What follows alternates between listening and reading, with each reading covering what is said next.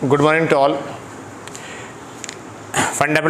Fundamental of nursing, जिसके अंदर अपन पढ़ रहे हैं फार्माकोलॉजी, और फार्माकोलॉजी के अंदर भी जो अपना नेक्स्ट टॉपिक में क्या पढ़े थे, क्लासिफिकेशन ऑफ ड्रग्स। तो उससे आगे स्टार्ट करते हैं। देखिएगा, फार्माकोलॉजी के अंदर अपन कुछ इम्पोर्टेंट मेडिकल टर्म के बारे में पढ़े थे। उसके बाद में name of the drugs, type of the drugs के कौन कौन से पर्पज है उसके बारे में पढ़े। उसके बाद में क्लासिफिकेशन के कुछ 5 क्लासिफिकेशन पढ़े थे। तो उसके बाद में अपन स्टार्ट करते हैं क्लासिफिकेशन नेक्स्ट, जिसके अंदर है, हेडिंग डालिएगा 6 नंबर का, एंटी हेलमिनटिक्स या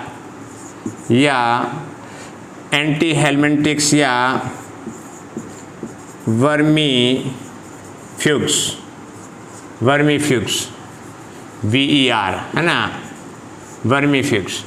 तो एंटी हेलमिनटिक्स या वर्मीफ्यूग्स क्लासिफिकेशन है ड्रग्स का।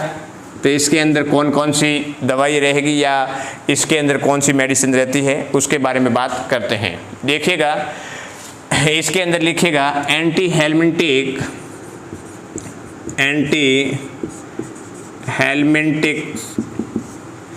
any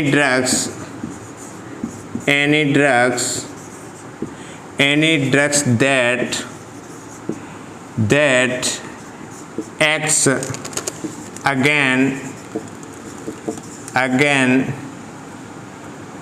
against infection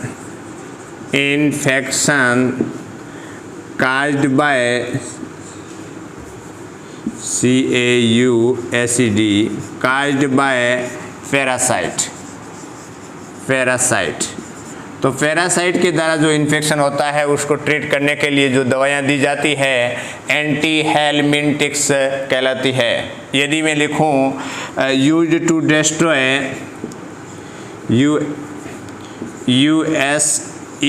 used to destroy parasite worm। तो पैरासाइट वर्म है, उसको डिस्ट्रॉय करने के लिए जो दवाइयाँ यूज होती है एंटी हेलमिनटिक्स या वर्मीफ्यूग्स कहते हैं। समझ में आ गया? Anti helminthics any drugs that acts, कार्य करती है अगेंस्ट यानी विपरीत इन्फेक्शन। कौन सा इन्फेक्शन के विपरीत कार्य करती है? काज्ड बाय पैरासाइट, है ना। मैंने आपको माइक्रो ऑर्गेनिज्म के अंदर लिखाया था कि वेरियस टाइप्स के माइक्रो ऑर्गेनिज्म होते हैं, जिसके अंदर पैरासाइट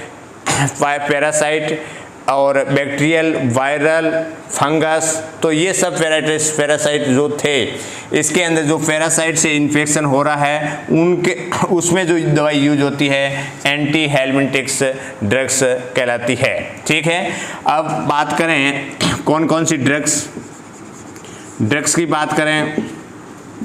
मेबेंडाजोल,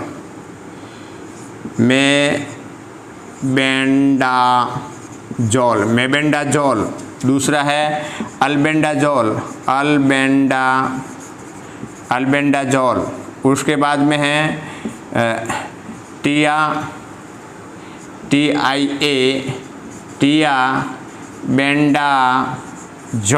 टियाबेंडाजोल, और नेक्स्ट है फ्लूबेंडाजोल। आपने देखा होगा कि छोटे बच्चों के अंदर, आंतों के अंदर, इंटेस्टाइन के अंदर कीड़े होते हैं, तो उनको डिस्ट्रॉय करने के लिए अल्बेंडाजोल की टैबलेट देते हैं, है ना। तो यही अल्बेंडाजोल है, यही एंटी हेलमिनटिक्स ड्रग्स है, जिसके अंदर अल्बेंडाजोल देते हैं। उसके अंदर कौन कौन से वर्म रहेगा, जिसमें वर्म है ना, पैरासाइट इन्फेक्शन होता है, जिसके अंदर आपने देखा होगा कि thread worm, TSREAD, thread worm. दूसरा है round worm, ROUND, round worm. उसके बाद में है टैप वर्म और हुक वर्म। ये जो वर्म है होते हैं, पैरासाइट्स होते हैं, वो इंटेस्टाइन के अंदर रहते हैं और उनको डिस्ट्रॉय करने के लिए एंटी हेलमिंटिक्स ड्रग्स देते हैं। देते हैं कि नहीं देते हैं? देते हैं। कौन कौन सी ड्रग्स है? मेबेंडाजोल, अल्बेंडाजोल, टियाबेंडाजोल और फ्लूबेंडाजोल, ठीक है ना। तो ये है, और एक और भी आती है पिफ्राजिन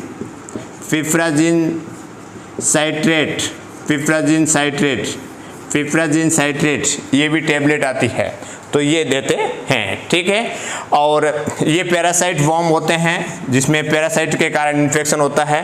तो इसके बारे में अपना कम्युनिकेबल डिजीज पढ़ेंगे, उसके अंदर पढ़ेंगे क्या कारण है, कैसे इन स्प्रेड होता है, क्या उसका मोड ऑफ ट्रांसमिशन है, कौन कौन से क्लिनिकल मैनिफेस्टेशन आएंगे, उसको कैसे मैनेज करते हैं, ये बीमारी कौन सी है ना, उसके बारे में बात करेंगे उस टाइम, ठीक है। तो अभी अपने क्या पढ़ा? एंटी हेलमिंटिक्स या वर्मी फ्यूग्स, जिसके अंदर पैरासाइट से जो इन्फेक्शन होता है उसको रोकने के लिए जो दवाई दी जाती है एंटी हेलमिंटिक्स कहते हैं, ठीक है। एग्जाम्पल के अंदर ये है, और आपने हॉस्पिटल के अंदर भी देखा होगा कि एल्बेंडाजोल देते हैं, ठीक है। नेक्स्ट देखिएगा, नेक्स्ट हेडिंग डालिए,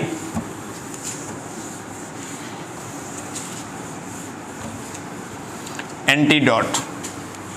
कुछ टाइम लगेगा क्लासिफिकेशन के अंदर, थोड़ा क्लासिफिकेशन लॉन्ग है, बट बाद में जैसे ही डिजीज आएगी, तो डिजीज जैसे अभी आपको मैं वो बोल दूं कि उस पेशेंट को एंटीपायरेटिक दवाई चलानी है, तो आप तुरंत समझोगे कि हाँ पीसीएम की बात हो रही है, नहीं हो रही है।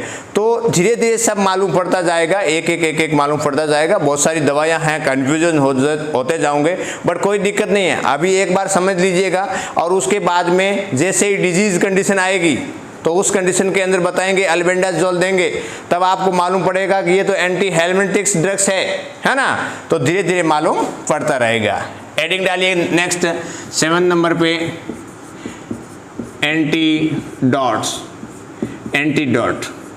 एंटीडोट जिसके अंदर विष निवारण, हिंदी के अंदर लिखो, हिंदी मीडियम वाले लिखिएगा विष निवारण, विष को रोकने के लिए, टू प्रिवेंट द पॉइजन। जो जहर खा लेते हैं, जो जहर बॉडी के अंदर चला जाता है, तो उसको रोकने के लिए एंटीडोट देते हैं, ठीक है ना। तो लिखेगा, हिंदी में लिखेगा, विष के प्रभाव को कम करने वाला पदार्थ, विष के प्रभाव को कम करने वाला पदार्थ होता है, क्या कहलाता है? एंटीडोट। इंग्लिश के अंदर लिखिएगा, ए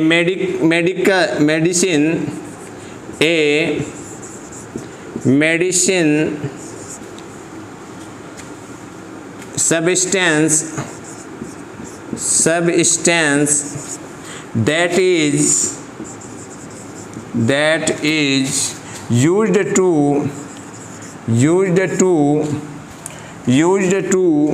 prevent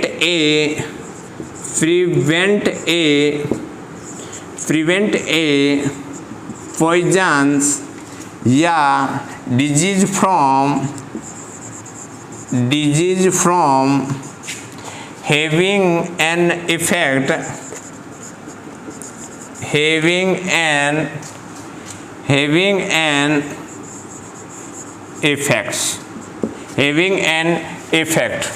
ठीक है। उसके बाद में देखिएगा, ए मेडिसिन सब्सटेंस, एक ऐसा केमिकल या ऐसा chemical substance that is use to prevent, है ना, रोकना, यूज यानी उपयोग करना, रोकने के लिए, ए पॉइजन को रोकने के लिए, या a disease from having an effect, कोई भी डिजीज है, उस डिजीज के अंदर कोई भी दवाई दी है, उसका इफेक्ट ज़्यादा चला गया है, हेवी डोज हो गया है, और उसके कारण से भी एंटीडोट लगेगा, है ना।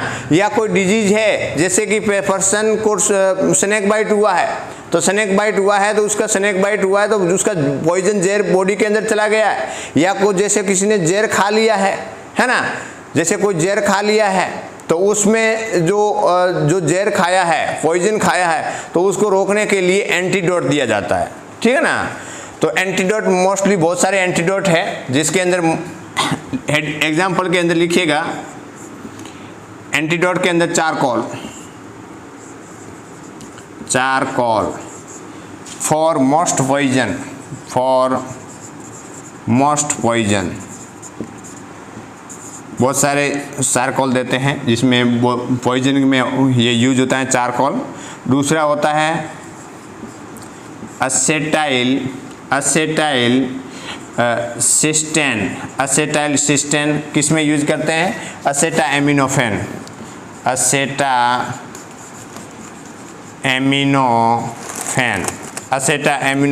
किसका है, पीसीएम। मैंने आपको लिखा था पीसीएम में असेटाएमिनोफेन होता है ना।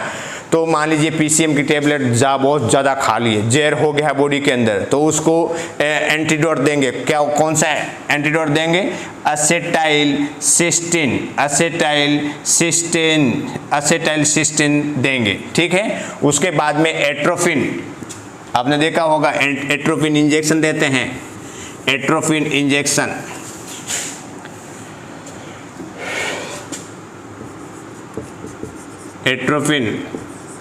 एट्रोफिन किसके देते हैं,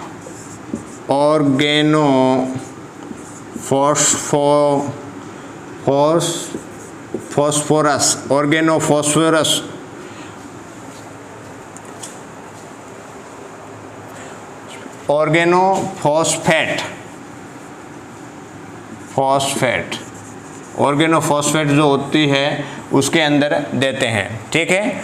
और उसके बाद में एट्रोफिन हो गया। उसके बाद में आपको डिगॉक्सिन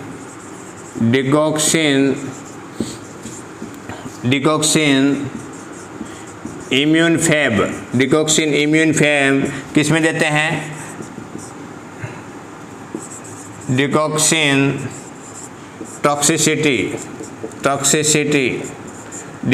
टॉक्सिसिटी, जैसे डिगॉक्सिन टैबलेट होती है उसकी मात्रा बॉडी के अंदर ज़्यादा हो जाती है, जिसके ये जो कार्डिक पेशेंट होते हैं ना उसको डिगॉक्सिन टैबलेट चलती है। तो डिगॉक्सिन टैबलेट ज़्यादा हो गई है तो उसकी वजह से बॉडी के अंदर डिगॉक्सिन टॉक्सिसिटी हो जाती है, और उस डिगॉक्सिन टॉक्सिसिटी की वजह से उसको एंटीडोट देना पड़ेगा। तो एंटीडोट कौन सा है, डिगॉक्सिन इम्यून फैब, ठीक है। और उसके बाद में एक और एग्जाम्पल लिख लीजिएगा, सारी याद रखना जरूरी नहीं है, बट आपको मालूम होना चाहिए कि एंटीडोट का मतलब क्या हुआ, कौन कौन से एंटीडोट होते हैं। जैसे आपको कभी मिलेगा, जैसे ही आपको कहीं बुक्स के अंदर मिलेगा तब आपको मालूम होगा कि हाँ ये एंटीडोट था या है, ठीक है। उसके बाद में एक लिखिएगा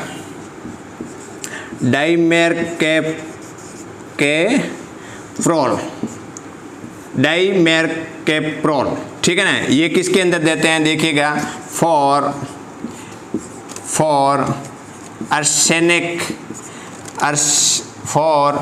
आर्सेनिक या गोल्ड या इनऑर्गेनिक मरकरी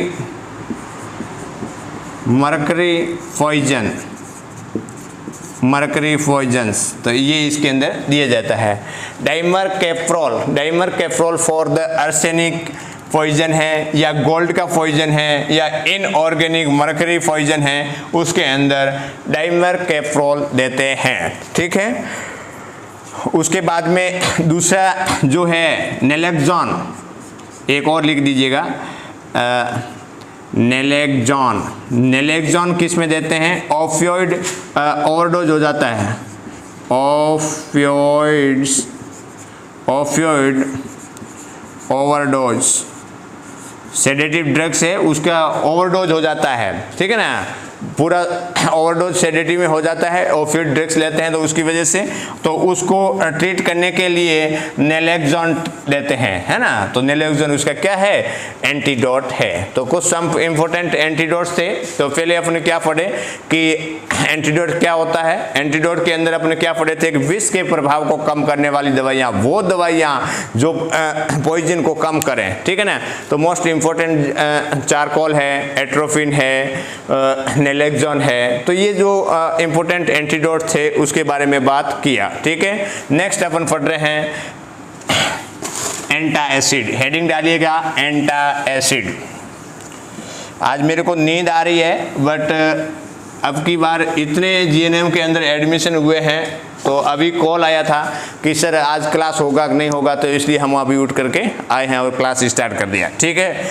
कोई दिक्कत नहीं होगा आपका, जब तक एग्ज़ाम होगा उससे पहले मैं सारे सिलेबस का सिस्टम वाइज स्टडी करवा दूंगा। प्रीवियस 10 ईयर के क्वेश्चन भी सॉल्व कराऊंगा, मेरे खुद के द्वारा बनाए गए मॉडल टेस्ट सीरीज भी स्टार्ट करूंगा, उसको आपको सॉल्व करना होगा। कोई भी क्वेश्चन बाहर से नहीं आएगा, जैसे जैसे पढ़ाते हैं आप नोट्स बनाते रहिएगा, कोई दिक्कत नहीं होगा।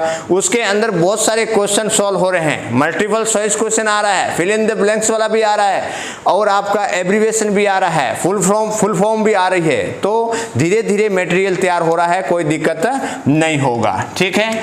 डालिएगा, क्या बोले थे, एंटासिड। एंटासिड नाम से ही जानते हैं। एंटासिड लिखिएगा,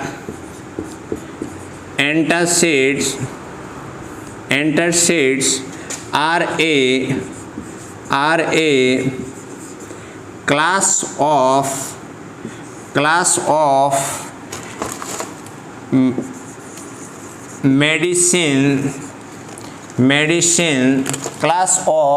medicine that neutralize acid in the stomach के अंदर एसिड है, जो एसिड है उसको क्या करते हैं, न्यूट्रलाइज कर देता है, ठीक है ना। Antacid are a class of medicine, एक इस कैटेगरी की मेडिसिन है that neutralize acid in the stomach. Stomach के अंदर हाइड्रोक्लोरिक एसिड होता है ना, हाइड्रोक्लोरिक अम्ल होता है, इसको क्या करते हैं, एक्टिविटी को न्यूट्रलाइज कर देता है। न्यूट्रलाइज मतलब जीरो लेवल पे लाता है। ये क्या है, एसिड है। तो एसिड के विपरीत बेस, जो बेस काम करेंगे, तो इसके अंदर जो बेस वाले जो ड्रग्स है वो देंगे, ताकि जो एसिड है वो क्या हो जाए, न्यूट्रलाइज्ड हो जाए। आपने देखा होगा कि स्टोमक के अंदर हाइड्रोक्लोरिक एसिड होता है ना, तो उसको बहुत सारी एसिडिक प्रक्रिया करती है। कोई भी दवाई देते हैं तो दवाई से भी उसके साइड इफेक्ट आता है, और बॉडी के अंदर, स्टोमक के अंदर हाइड्रोक्लोरिक एसिड की जो मात्रा है वो बढ़ा देता है। तो उस कंडीशन के अंदर एंटासिड देते हैं साथ में, ताकि उसका जो हाइड्रोक्लोरिक एसिड है वो बढ़े नहीं, है ना। तो वो दवाई जो हाइड्रोक्लोरिक एसिड है या स्टोमक के अंदर जो अम्ल है उसको क्या करें, न्यूट्रलाइज कर दें, कौन सी दवाई कहलाएगी, एंटासिड दवाई कहलाएगी, ठीक है। लिखिएगा, एग्जाम्पल लिखिएगा। इसके अंदर बहुत सारे एग्जाम्पल आते हैं जिसके अंदर बेस वाली ड्रग्स देते हैं, है ना। एक तो एसिड होता है और दूसरा होता है बेस वाला। तो आप हिंदी के अंदर लिखने की जरूरत नहीं है, लिखना है तो लिख दीजिएगा हिंदी वाले मीडियम, हिंदी वाले लिखिएगा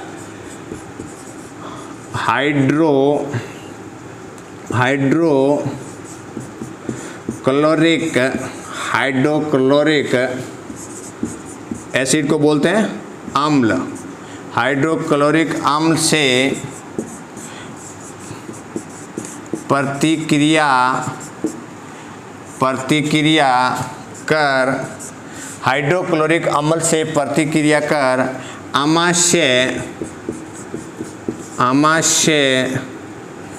आमाशय की स्रावों जो सिक्रेशन हो रहा है की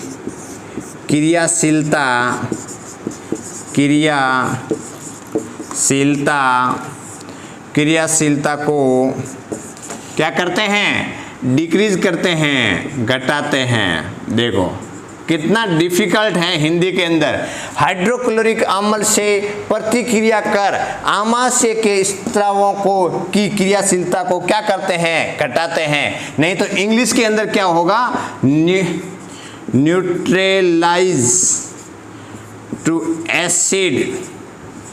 एसिड फ्रॉम स्टोमक। बात खत्म। स्टोमक के अंदर जो एसिड है उस एसिड को क्या करना है, न्यूट्रलाइज करना है, उसको कम करना है। कौन सा क्या कहलाएगा, एंटासिड कहलाएगा। और जब हिंदी में पढ़ना है पढ़ लीजिए, हाइड्रोक्लोरिक अम्ल से प्रतिक्रिया कर आमाशय के स्रावों की क्रियाशीलता को घटाते हैं, क्या कहलाते हैं, एंटासिड कहलाते हैं। ठीक है, तो ये आपका, इसलिए हम आपको बोल रहे हैं कि इंग्लिश के अंदर ज़्यादा फोकस कीजिएगा, समझ हिंदी में लीजिए, कोई दिक्कत नहीं है, बट आने वाले टाइम के अंदर आपकी इंग्लिश बहुत इम्प्रूवमेंट हो जाएगी। ठीक है, अब देखिएगा इनके अंदर एग्जाम्पल की बात करते हैं। एग्जाम्पल के अंदर एल्यूमिनियम, दूसरा है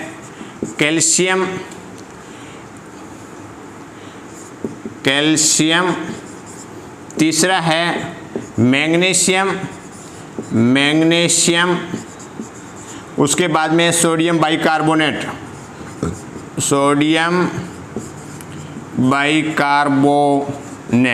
ये सोडियम बाइकार्बोनेट होते हैं, सोडियम बाइकार्बोनेट। तो ये क्या करते हैं, ये एक्ट एज बेस एल्केलाइन, है ना, ये बेस की तरफ जाते हैं।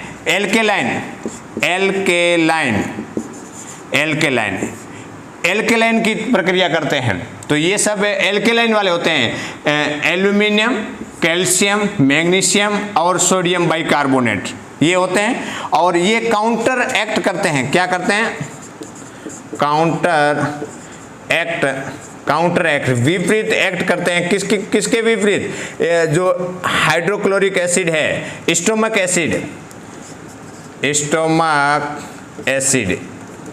एसिड होते हैं, उसके काउंटर एक्ट करने का काम करते हैं। Counteract make it neutralize, stomach के अंदर जाकर के काउंटर एक्ट करते हैं और make it PS more neutralize. ठीक है, तो मेरे कहने का मतलब हुआ है कि ये जितने भी है act as a base, alkaline की तरह कार्य करते हैं। जैसे ही इस बॉडी के अंदर देंगे तो ये क्या, एल्केलाइन की तरफ जाएंगे। तो जो भी हाइड्रोक्लोरिक एसिड है, स्टोमक के अंदर एसिड है, उसको क्या कर देंगे, पीएच को कम कर देंगे। ठीक है ना, तो act as a base, alkaline की तरह काम करते हैं। काउंटर एक्ट मतलब विपरीत, किसके विपरीत, जो स्टोमक एसिड है उस स्टोमक एसिड के विपरीत एक्ट करेंगे। और उसके बाद में make it pH more neutralised, और जो बॉडी के अंदर जो पीएच है, एसिडिक पीएच थी, उसको क्या करेंगे, न्यूट्रलाइज्ड करने का काम करते हैं। ठीक है, ये है एंटा एसिड।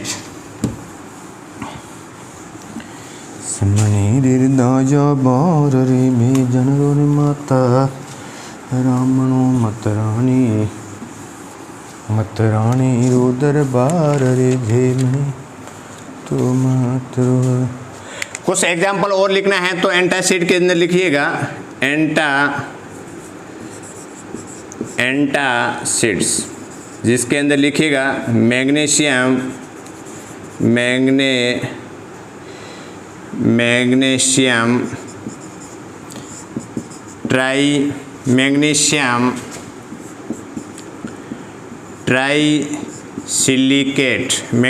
ट्राईसिलिकेट, ये एंटासिड के अंदर आएगा। आप देखना, कोई भी सिरप आती है, कोई भी दवाई आएगी तो उस पर लिखा हुआ होगा मैग्नीशियम ट्राईसिलिकेट। दूसरा रहेगा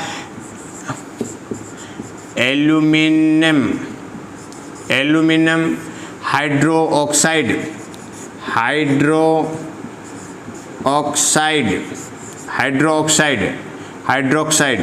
एल्यूमिन हाइड्रोक्साइड, ये दवाई लिखी हुई रहेगी।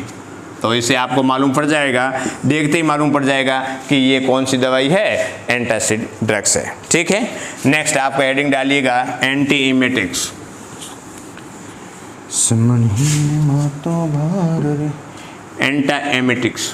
एंटी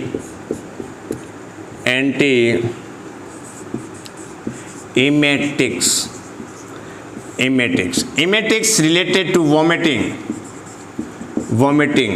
इमेटिक्स का मतलब क्या होता है, वॉमिटिंग। तो एंटी का मतलब होता है विपरीत। तो वॉमिटिंग, इमेटिक्स का मतलब होता है वॉमिटिंग और एंटी का मतलब होता है विपरीत। तो वो दवाइयाँ जो वॉमिटिंग हो रही है उसको रोकने में काम आए, क्या कहलाती है, एंटी इमेटिक्स ड्रग्स कहलाती है। लिखिएगा एंटी इमेटिक्स के अंदर लिखिएगा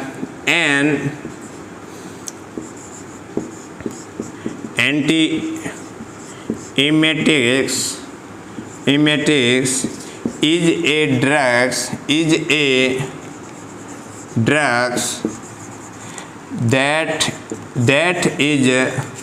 that is effective। मैं F ऐसे लिखता हूँ, ठीक है ना, ध्यान रखना है, जो F होता है ना ये वाला, उसको F ऐसे लिखता हूँ, देख लेना। that is effective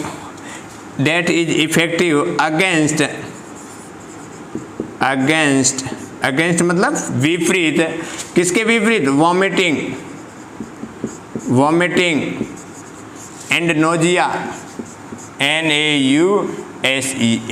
तो नोजिया और वॉमिटिंग हो रहा है, उसको रोकने के लिए जो दवाई देते हैं एंटी इमेटिक्स ड्रग्स कहलाएगी। वो दवाइयाँ to prevent the vomiting and nausea known as antiemetics drugs. ठीक है, तो नोजिया वॉमिटिंग रोकने के लिए कौन कौन सी दवाई देते हैं देख लीजिएगा।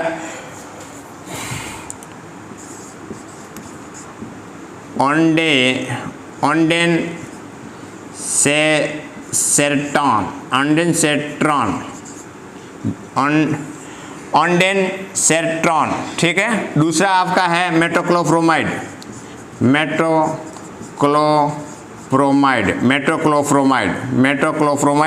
और ये ऑन्डेम के नाम से आता है, ऑन्डेम के नाम से भी आता है, और ये टैबलेट फॉर्म में भी आएगी, टैबलेट फॉर्म में भी आता है, इंजेक्शन फॉर्म में भी आता है। ठीक है, ऑन्डेम 2 ml का इंजेक्शन आता है, 2 ml का इंजेक्शन।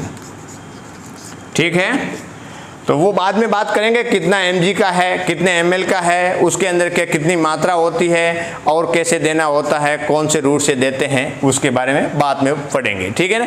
अभी क्लासिफिकेशन की बात कर रहे हैं कि एंटी इमेटिक्स दवाइयाँ वो दवाइयाँ जो वॉमिटिंग और नोजिया को रोकने के लिए दी जाती है, एंटी इमेटिक्स ड्रग्स कहलाती है। जिसके अंदर एग्जाम्पल की बात करें, ऑन्डेनसेट्रॉन और मेटाक्लोप्रोमाइड।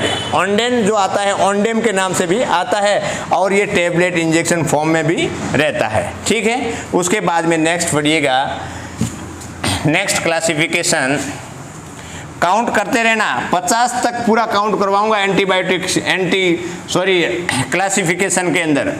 अभी कितना हुआ, 7-8 हुआ है ना। ठीक है, इसके बाद में लिखिएगा एंटी डायूरेटिक्स।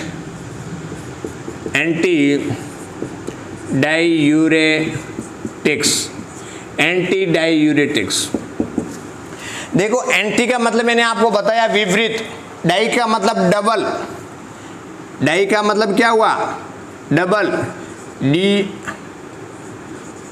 डबल, और यूरेटिक्स का मतलब है यूरिन। तो डबल यूरिन करवाना, जो डबल यूरिन हो रहा है उसको रोकने का काम करते हैं एंटी डायूरेटिक्स। वो दवाई जो यूरिन की मात्रा को कम करें उसको बोलते हैं एंटी डायूरेटिक्स। वो दवाइयाँ जो यूरिन की मात्रा को क्या करें, कम करें, तो एंटी डायूरेटिक्स ड्रग्स कहलाती है। ठीक है, उससे पहले अपन पढ़ते हैं डायूरेटिक्स। इससे पहले अपन क्या पढ़ लेते हैं, डायूरेटिक्स। डाययूरेटिक्स। वो हेडिंग मत डालना, ये हेडिंग डालना, डाययूरेटिक्स। डाययूरेटिक्स, डाई का मतलब डबल और यूरेटिक्स का मतलब यूरिन। अब मालूम पड़ गया होगा कि वो दवाइयाँ, डाययूरेटिक्स क्लासिफिकेशन आ रहा है ड्रग्स के अंदर, तो इसका मतलब वो आया कि वो दवाइयाँ जो यूरिन की मात्रा को बढ़ाएं, है ना, यूरिन की मात्रा को बढ़ाएं, क्या कहलाएगा, डाययूरेटिक्स ड्रग्स कहलाएगा। ठीक है ना, लिखिएगा, डेफिनेशन लिखिए, डाययूरेटिक्स का डेफिनेशन लिखिएगा। A diuretics, a diuretics is any substance that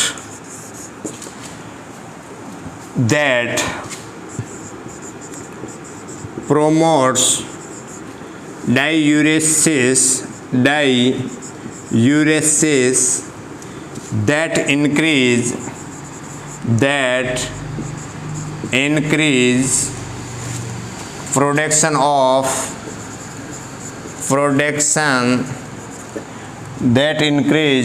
production of urine. ठीक है, एग्जाम्पल की बात करें, डाययूरेटिक्स वेरियस टाइप के आते हैं। लूप डाययूरेटिक्स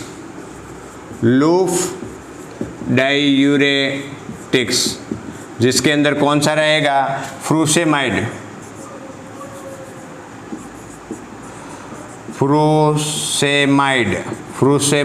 जिसको लेसिक्स के नाम से आता है।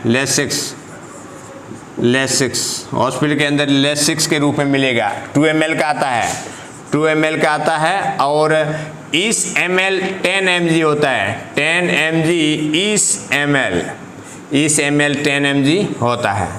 वो आपको बाद में दवाई के में पढ़ाएंगे कितना ml होता है। ठीक है ना, बेसिक याद रखना है कि लूप डाययूरेटिक्स जिसको फ्रूसेमाइड होता है, जिसको लेसिक्स के नाम से आएगा, और 2 ml का इंजेक्शन होता है, एम्पुल होता है, और 10 mg पर ml के होता है। तो एक इसके अंदर कितना हो गया, 20 mg हो गया। तो डॉक्टर कितना देने के लिए बोलते हैं उसके अकॉर्डिंग आपको ध्यान में रखना है। ठीक है, दूसरा जो है वो है आपका थियाजिड डाययूरेटिक्स।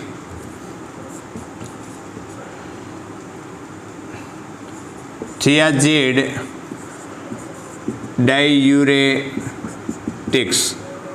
डाययूरेटिक्स के अंदर एग्जाम्पल की बात करें तो हाइड्रोक्लोरोथियाजिड ये रहेगा। ठीक है, दूसरा ये देखो, लूप डाययूरेटिक्स एक हो गया, दूसरा थियाजिड डाययूरेटिक्स हो गया, और तीसरा है potassium sparing diuretics. Potassium sparing diuretics potassium sparing diuretics जिसके अंदर एग्जाम्पल की बात करें स्पाइरोलेक्टॉन। ठीक है ना,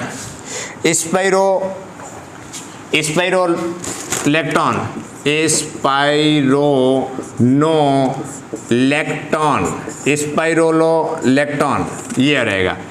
स्पाइरोलेक्टॉन ये है पोटेशियम स्पेरिंग डाययूरेटिक्स। अब समझ लेते हैं क्या होता है डाययूरेटिक्स। थोड़ा पानी पी लेता हूँ, है ना।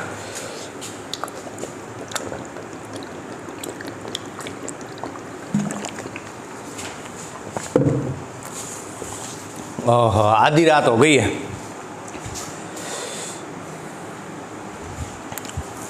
आधी रात हो या पूरी रात हो उससे फ़र्क नहीं पड़ता है। फ़र्क उससे पड़ता है कि आप क्या कर रहे हो, या आप कितना पढ़ रहे हो, या आप कितना पढ़ा रहे हो, उसके ऊपर डिपेंड करेगा। ठीक है, देखिएगा अपने क्लासिफिकेशन के अंदर था डाययूरेटिक्स, तो डायूरेटिक्स के अंदर क्या था, ए डायूरेटिक्स इज एनी सब्सटेंस, एक ऐसा केमिकल है दैट प्रोमोट डायूरेसिस। प्रोमोट का मतलब बढ़ाना है ना, बढ़ाना क्या, डाई मतलब डबल, DAUBLE डबल, यूरेसिस मतलब यूरिन, और उसके बाद में जिस वर्ड के पीछे सिस आता है उसका मतलब हुआ है इंक्रीज। जिस वर्ड के पीछे सिस आएगा, हमेशा ध्यान रखना है, मेडिकल टर्म के अंदर ये बहुत बार आएगा।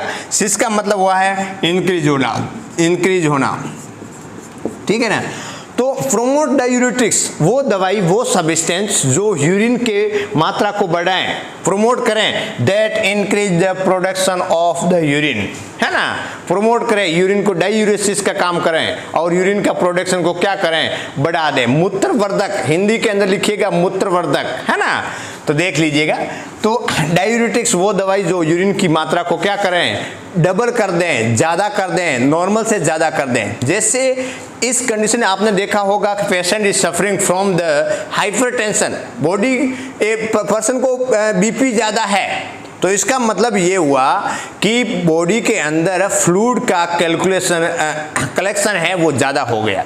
तो उस कंडीशन के अंदर क्या करेंगे, एक्सक्रीट आउट करवाएंगे, ब्लड से जो वाटर का कलेक्शन हुआ है उसको क्या करेंगे, excrete out from the urine, urine के थ्रू उसको क्या करेंगे, पानी है उसको बाहर निकालेंगे। तो निकालने के लिए क्या करना पड़ेगा, कोई पाइप से थोड़ी निकालेंगे, उनको दवाई देंगे, डायूरेटिक्स देंगे, ताकि उसको यूरिन के थ्रू है जो वाटर है वो बाहर निकल जाए और हाइपरटेंशन वाली कंडीशन है वो कम हो जाए। या patient is suffering from the heart failure, heart failure है, हार्ट काम नहीं कर रहा है, ब्लड के अंदर फ्लूइड का कलेक्शन ज़्यादा है और वो धक्का ज़्यादा लगा रहा है, बट हार्ट काम नहीं कर रहा है। तो उस कंडीशन के अंदर ब्लड के जो फ्लूइड वॉल्यूम है उसको कम करने के लिए यूरिन के थ्रू ब्लड को क्या कर दे, पानी को क्या करेंगे, बाहर निकालेंगे, ठीक है ना। तो उसलिए डायूरेटिक्स देते हैं, ठीक है। या पेशेंट को स्वेलिंग हो गया, सूजन हो गया, पूरा सूजन हो गया।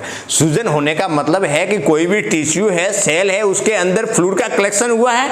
तो फ्लूइड का कलेक्शन हुआ है, इंट्रासेल्युलर है या एक्स्ट्रा सेलुलर है, सेल से बाहर हो गया है जिसकी वजह से इडिमा शो कर रहा है, तो उस कंडीशन के अंदर डायूरेटिक्स देंगे और डायूरेटिक्स के द्वारा क्या करेंगे, यूरिन के थ्रू जो फ्लूइड है उसको कलेक्शन को बाहर निकालेंगे, ठीक है। उसके अंदर देखिएगा डायूरेटिक्स 3 टाइप्स की होती है, इसके बारे में डिटेल से अपन बाद में बात करेंगे, बट अभी बताता हूँ डायूरेटिक्स 3 प्रकार की होती है, जिसमें लूप डायूरेटिक्स। मेरे कहने का मतलब है यहाँ पे लूप आया है, किडनी के अंदर आपने स्ट्रक्चर के अंदर पढ़ा होगा कि हेलने का लूप ऑफ हेलने, है ना। तो ये क्या करेगी कि जहाँ पे किडनी के अंदर बोमेन कैप्सूल के बाद में जो फ्लूइड है और ब्लड है, वहाँ पे जो फिल्टर होता है तो वहाँ पे उसकी परमेबिलिटी को बढ़ा देगा। तो लूप डायूरेटिक पे जा करके वो दवाई क्या करेगी, एक्टिविटी को बढ़ा देगा, परमेबिलिटी को बढ़ा देगा, ताकि ब्लड वापस बॉडी के अंदर जाएगा और जो पानी है वो सन करके यूरिन के थ्रू बाहर निकलेगा, है ना। तो उसको बोलते हैं लूप डायूरेटिक्स। और फ्यूरोसेमाइड होता है और उसको क्या बोलते हैं, लेसिक्स के रूप में हॉस्पिटल के अंदर मिलेगा, ठीक है ना। तो ये है लूप डायूरेटिक। फ्यूरोसेमाइड होते हैं, मोस्ट कॉमन फेमस है ये फेमस है, आपको जाते ही देख के मिलेगा। डॉक्टर तुरंत हार्ट फेल्यूर वाले को, हाइपरटेंशन वाले पेशेंट को ये लिखेगा, लिखते ही आप मालूम पड़ जाएंगे ये कौन सा क्लासिफिकेशन के अंदर आएगा, डायूरेटिक्स क्लासिफिकेशन के अंदर आएगी। दूसरा है थियाजाइड डायूरेटिक्स, जिसके अंदर एग्जाम्पल की बात करें हाइड्रोक्लोरोथियाजाइड, और दूसरा है पोटेशियम स्पेरिंग डायूरेटिक्स, वो दवाइयाँ जो यूरिन की मात्रा को तो बढ़ाती है बट उसके अंदर है पोटेशियम स्पेरिंग, मतलब पोटेशियम को रोक देगी। जब यूरिन के थ्रू ब्लड के अंदर यूरिन के थ्रू जो ब्लड जा रहा है, पानी जा रहा है, तो उस पानी के अंदर से पोटेशियम को रोक लेगा। A patient is suffering from the hypokalemia, potassium की मात्रा जिसकी कम है, तो उस पोटेशियम की मात्रा कम है और डायूरेटिक्स दे रहे हैं, तो और यूरिन के थ्रू पोटेशियम बाहर चला जाएगा। तो उस कंडीशन के अंदर क्या करेंगे, जिसके अंदर पोटेशियम की मात्रा बॉडी के अंदर कम है तो उसको डायूरेटिक्स देना है, तो कौन सी डायूरेटिक्स देंगे, पोटेशियम स्पेयरिंग डायूरेटिक्स देंगे, ताकि क्या करेगा, इसके अंदर क्या होता है कि यूरिन के मात्रा को तो बढ़ा देगा, बट जो फ्लूइड है उस फ्लूइड के अंदर पोटेशियम रहेगा, ब्लड के अंदर जो पोटेशियम रहेगा उस पोटेशियम को क्या करेगा, वापस रिटर्न बॉडी के अंदर कर देगा, ठीक है ना, ताकि पोटेशियम की मात्रा क्या ना हो, कमी न हो। तो इसको बोलते हैं पोटेशियम स्पेयरिंग डायूरेटिक्स। मतलब कि यूरिन की मात्रा तो बढ़ेगी बट उसमें क्या है कि जो फ्लूइड है, वाटर है, उस वाटर के साथ में पानी नहीं जाएगा, सॉरी पोटेशियम नहीं जाएगा, तो पोटेशियम बॉडी के अंदर वापस अंदर चला जाएगा, ताकि पोटेशियम की बॉडी के अंदर कमी न हो, या ऑलरेडी पहले से कमी हो रखी है और डायूरेटिक्स देंगे तो और पोटेशियम बाहर निकलेगा कि नहीं निकलेगा। तो उस कंडीशन के अंदर पोटेशियम स्पेयरिंग डायूरेटिक्स देंगे ताकि पोटेशियम की मात्रा ब्लड के अंदर बनी रहे, ठीक है ना, कम ना हो। जिसका अंदर एग्जांपल की बात करें, स्पाइरोनोलेक्टोन, स्पाइरोनोलेक्टोन ये इसका एग्जांपल है। ये टेबलेट के रूप में भी आता है, इंजेक्शन के रूप में भी आता है, ठीक है। नेक्स्ट देखिएगा, एंटीकोगुलेंट।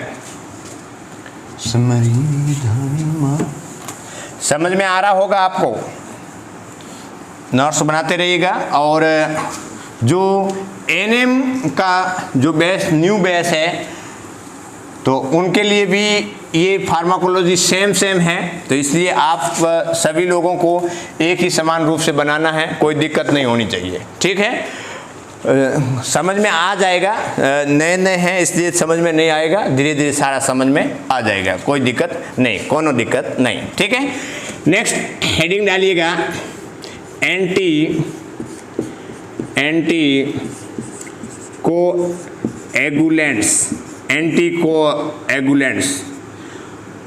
कोएगुलेंट्स का मतलब क्या है, थक्का बनाना, ब्लड का क्लॉट बनाना, उसको बोलते हैं कोगुलेशन या कोगुलेंट्स। कोगुलेंट्स का मतलब क्या हुआ कि ब्लड का थक्का बनाना, और एंटीकोगुलेंट्स का मतलब है कि ब्लड का थक्का बन रहा है उसको रोकना। मान लीजिए आपने देखा होगा कि कई बार होता है कि डॉक्टर साहब बोलते हैं कि आपके खून है वो मतलब गाढ़ा हो गया है, उसको पतला रखना पड़ेगा। पेशेंट को हार्ट डिजीज है, उस कंडीशन के अंदर खून पतला रखना बहुत जरूरी है, नहीं तो हार्ट अटैक आ सकता है। आर्टरी है वो क्लोज हो रखी है, उसके अंदर गाढ़ा खून होगा तो और ब्लॉक होने के चांसेस रहेंगे, खून है जो आगे नहीं बढ़ पाएगा। तो उस कंडीशन के अंदर एंटीकोगुलेंट्स क्या करता है कि खून है वो ब्लड का क्लॉट न बनने देगा और वो खून ब्लड को क्या रखेगा, पतला बना के रखेगा, है ना। देखिएगा, ब्लड का क्लॉट बनना उसको बोलते हैं कोगुलेंट्स, और एंटीकोगुलेंट्स वो होता है कि खून ब्लड का क्लॉट बनने नहीं देना, ठीक है ना। लिखिएगा, anticoagulants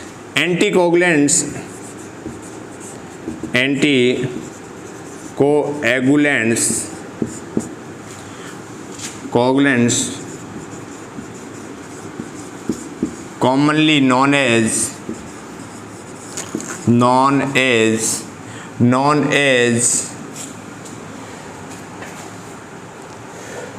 anticoagulants commonly known as, लिखिएगा, blood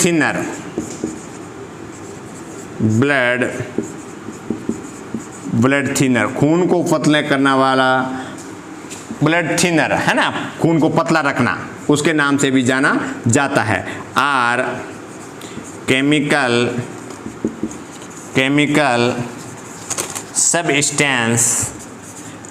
substance that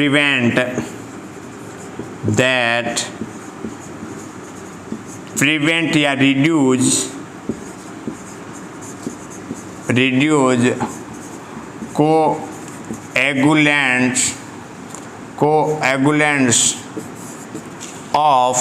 coagulants of blood and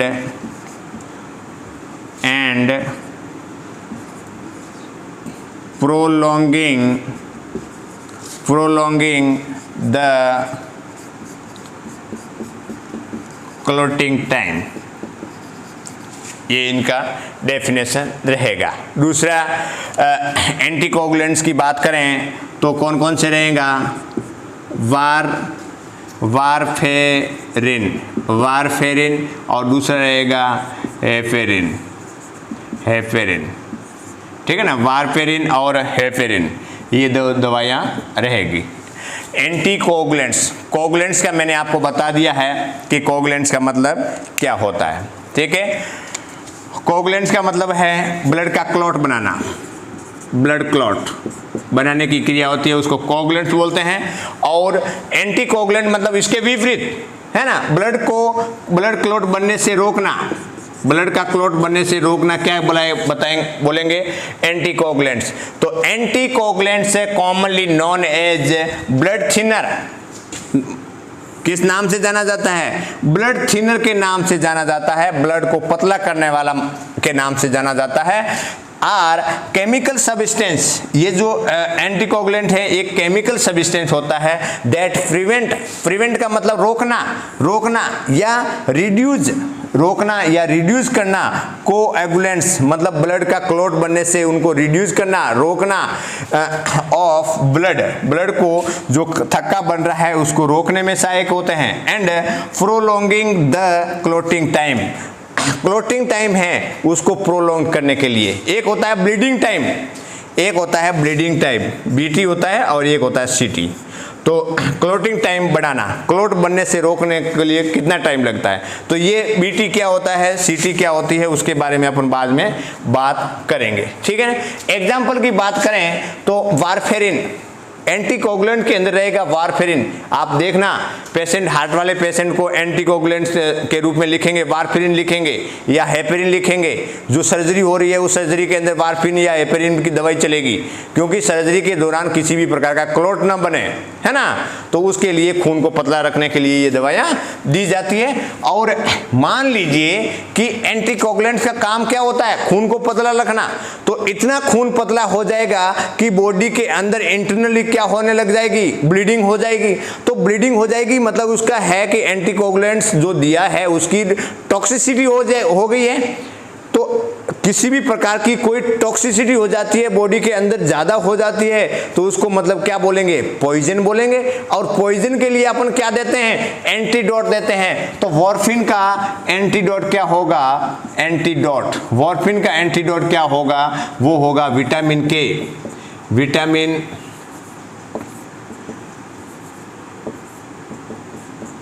vitamin के। ध्यान रखना, इंपॉर्टेंट है वीवीआई कि वॉर्फिन का एंटीडोट क्या है? विटामिन के। और हेपेरिन का एंटीडोट क्या है? Protamine sulphate.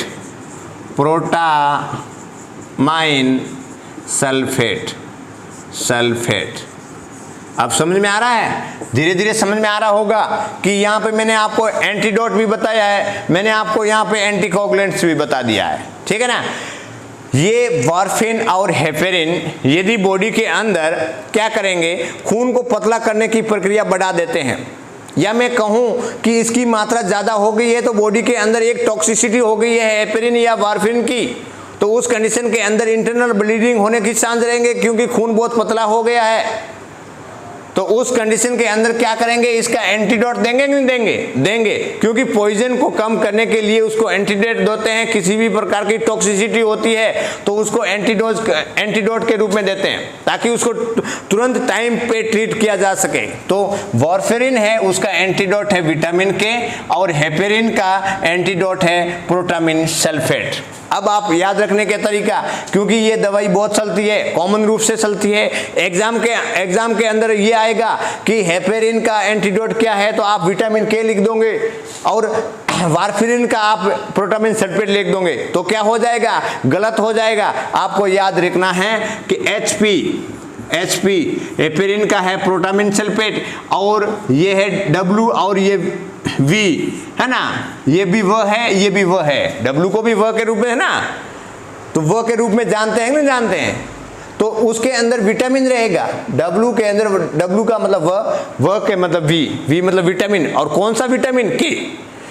तो ऐसे आपको याद रखना है ताकि आप कंफ्यूजन न हो जाए, इसका इसमें नहीं लिखो। या आप ऐसे ही एक याद रखना, HP एपिरिन का है प्रोटामिन सल्फेट, और तो वॉरपिन का अपने आप दूसरा हो जाएगा। ठीक है, नेक्स्ट देखिएगा।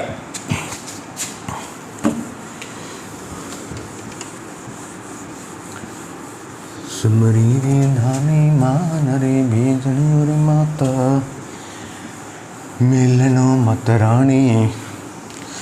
मत रानी रो दरबार। एंटी इन्फ्लामेटरी, नेक्स्ट देखिएगा, anti inflammatory drugs, anti inflammatory drugs, वे दवाइयाँ जो इन्फ्लामेशन है, सूजन है, स्वेलिंग है, रेडनेस है, उसको कम करने के लिए यूज की जाती है, क्या कहलाएगी? Anti inflammatory drugs. ठीक है, लिखिएगा,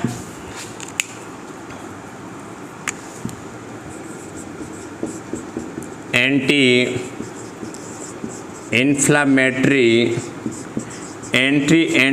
inflammatory is the property of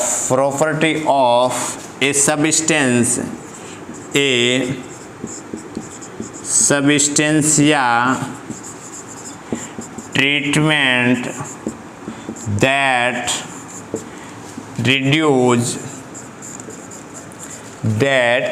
reduce inflammation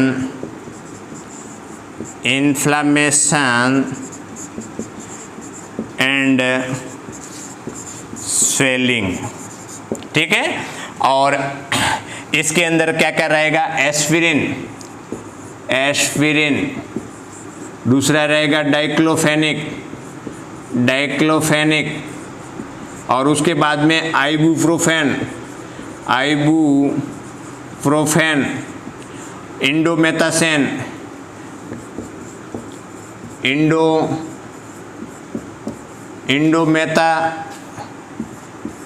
indomethacin, ये सारी दवाई है वो non steroid anti inflammatory drugs है। Non steroid anti inflammatory drugs मैंने आपको सुबह लिखवाया था, पहले लिखवाया था, है ना, प्रीवियस क्लास के अंदर लिखाया था, इसका एब्रीविएशन लिखाया था, फुल फॉर्म एब्रीविएशन। तो वे दवाइयाँ जो इन्फ्लामेशन को कम करें, तो anti inflammatory is the property या गुण है ऑफ ए सब्सटेंस, एक ऐसा सब्सटेंस है, तो treatment that reduce the inflammation and swelling. Inflammation के अंदर क्या रहेगा? Redness plus pain plus swelling, उसको बोलते हैं इन्फ्लामेशन। इन्फ्लामेशन के अंदर तीन बातें देखने को मिलेगी, एक तो रेडनेस देखने को मिलेगी, दूसरा पेन देखने को मिलेगा, तीसरा स्वेलिंग देखने को मिलेगा। तो वे दवाइयाँ जो रेडनेस है, पेन है, स्वेलिंग है, उसको कम करने के लिए दी जाती है, उसको रोकने के लिए दी जाती है, क्या दवाई कहलाएगी? एंटी इन्फ्लामेटरी ड्रग्स कहलाएगी। Anti inflammatory drugs is a non as non steroid anti inflammatory drugs, है ना, non steroid anti inflammatory drugs, जिसके अंदर एग्जाम्पल की बात करें तो इंडोमेथासिन, एस्पिरिन, डाइक्लोफेनिक, आइबुप्रोफेन, ये दवाइयाँ मैंने आपको पहले भी क्लासिफिकेशन के अंदर लिखाई हुई है, पेन किलर के रूप में भी है कि नहीं है? तो ये आपको पहले भी लिखाया हुआ है, तो कोई दिक्कत नहीं है, बस कौन सी जगह पे क्या कौन सी दवाई यूज लेनी है वो आप ले सकते हो। ठीक है, नेक्स्ट देखिएगा, अब इसके बारे में आप समझ गए होंगे। नेक्स्ट देखिए, समरी रे नारी मात रे साननी रे माता रे वनो मत रानी रू। देखिएगा, लिखिएगा एंटी हिस्टामिन्स इंपॉर्टेंट है, एंटी हिस्टामिन इंपॉर्टेंट है। देखिएगा, देख लेते हैं टाइम कितना हुआ। एंटीहिस्टामिन।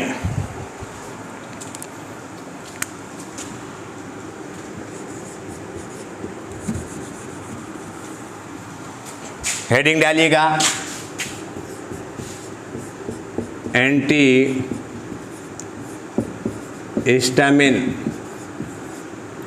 एंटीहिस्टामिन।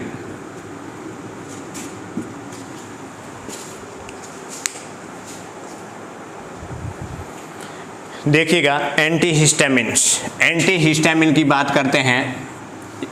एंटीहिस्टामिन की बात करें, antihistamine are the use to reduce या prevent the symptom of the hay fever, है ना, रिड्यूस या prevent the symptom of hay fever and other type of allergy. देखो किसी भी प्रकार की एलर्जी है, एलर्जी के सिम्टम है या ये फीवर के सिम्टम हैं, उसको रोकने के लिए कौन सी दवाई देते हैं, एंटीहिस्टामिन देते हैं टू प्रिवेंट द एलर्जी, है ना, to prevent the allergy. They work by the preventing the effect of a substance called histamine. जो हिस्टामिन है और ये हिस्टामिन है, ये बॉडी के अंदर से रिलीज होते हैं और ये एलर्जी कोज करवाते हैं, है ना। बॉडी के अंदर ये केमिकल सब्सटेंस होता है हिस्टामिन, और हिस्टामिन क्या करता है, एलर्जी करवाता है। तो उस एलर्जी को रोकने के लिए जो दवाई देते हैं उसको बोलते हैं एंटीहिस्टामिन ड्रग्स। हिस्टामिन क्या करता है, histamine can cause itching. Histamine body के अंदर क्या करेगा, इचिंग का काम करेगा, खुजली, इचिंग का मतलब क्या होता है, खुजली। दूसरा है स्नीजिंग, है ना, स्नीजिंग जैसे अपने खांसी वांसी करते हैं, नाक बहता है बार बार, जो कफिंग करते हैं, स्नीजिंग करते हैं, है ना, स्नीजिंग। और दूसरा है रनी नोज, मतलब नाक बहता रहता है, और वाटरी आई, आंखों से क्या आता है, पानी आता है। ये क्या करता है, कौन करता है, ये हिस्टामिन करता है। तो कैन कॉज, जो हिस्टामिन क्या कॉज कर रहा है, इचिंग का काम करेगा, शरीर पे पूरा खुजली आएगा। दूसरा स्नीजिंग रहेगा, छींकें आएगी, है ना, खचू खचू छींकें करते हैं ना, तो वो छींकें आएगी और नाक बहेगा और आंखों के अंदर से पानी आएगा। तो ये हिस्टामिन काम करता है। तो उन सभी प्रकार के ये सारे जो सिम्टम हैं, ये साइन एंड सिम्टम है, ये क्या कहलाता है, एलर्जी हो गया है। अपन नहीं बोलते हैं कि ओ इनको तो एलर्जी हो गई है, किसी से एलर्जी हो गई है। तो बॉडी के अंदर सब्सटेंस, केमिकल सब्सटेंस रिलीज होते हैं जिसको हिस्टामिन बोलते हैं, और इस हिस्टामिन की वजह से क्या होते हैं कि एलर्जी कॉज होता है। एलर्जी के अंदर क्या क्या रहेगा, इचिंग रहेगा, स्नीजिंग रहेगा, रनिंग रहेगा, वाटरी आई रहेगा, रेडनेस रहेगा, स्वेलिंग रहेगा, सूजन रहेगा। तो ये सब किसके अंदर आता है, एलर्जी के अंदर आता है। तो वे दवाइयाँ जो एलर्जी को रोकने के लिए काम आता है एंटीहिस्टामिन बोलते हैं। तो एग्जाम्पल की बात करें, देखिएगा एंटीहिस्टामिन के रूप में कौन कौन सी दवाइयाँ काम लेते हैं, आपने देखा होगा। जैसे ही कोई भी खांसी जुकाम सर्दी होता है, डॉक्टर साहब सिट्राजिन लिखते हैं, लिवोसिट्राजिन लिखते हैं, है ना। एग्जाम्पल की बात करें तो क्या लिखेंगे, सिट्राजिन, सिट्राजिन या लिवोसिट्राजिन, लिवोसिट्राजिन, ये टैबलेट लिखेंगे, सिट्राजिन या लिवोसिट्राजिन। दूसरा लिखेंगे क्लोरफेनिरामाइड, क्लोरफेनिरामाइड या फेनिरामाइड, फेनिरामाइड। देखना ये आपके आएगा, जो भी क्लोरफेनिरामाइड या फेनिरामाइड या सिट्राजिन या लिवोसिट्राजिन रहेगी, ये एंटीहिस्टामिन ड्रग्स है, वो एलर्जी को कम करने के लिए दिया जाता है, ठीक है ना। तो वो है एंटीहिस्टामिन्स। उसके बाद में नेक्स्ट अपन पढ़ते हैं एंटी कन्वल्सेंट, एंटी कन्वल्सेंट।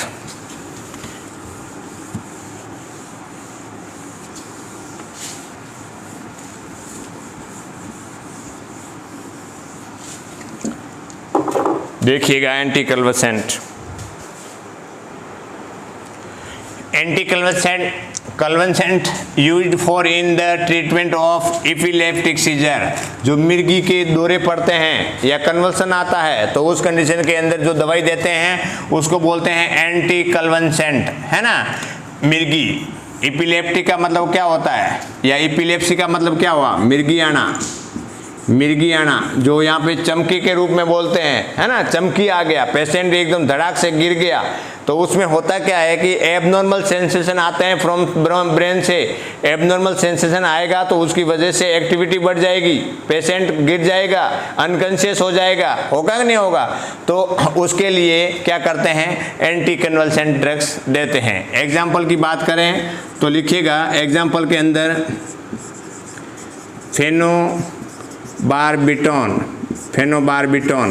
फेनोबारबिटोन देते हैं। दूसरा है कार्बेमेजेपाइन देते हैं। और तीसरा है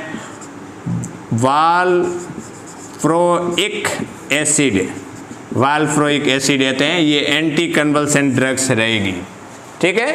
तो ये एंटी कन्वल्सेंट ड्रग्स है। तो मेरे हिसाब से 12-13 तक हो गया होगा। इन लिस्ट कर लीजिएगा, लिस्ट बना लीजिएगा, एक एक इम्पोर्टेंट है। तो आज इतना ही, कल अपन नेक्स्ट स्टार्ट करेंगे इससे आगे। और दूसरा फंडामेंटल ऑफ नर्सिंग की क्लास है, ये क्लास चल रही है जिसके अंदर यूनिट नंबर 8 जीएनएम के अंदर ये यूनिट नंबर 8 है। तो ये हो गया। दूसरा आपका सोशियोलॉजी एंड साइकोलॉजी की भी क्लास स्टार्ट करेंगे। दूसरे सारे सब्जेक्ट स्टार्ट हो गए हैं, बस एक एक क्लास डेली आती रहेगी, ठीक है। बने रहिए मेरे साथ में। आज इतना ही, धन्यवाद।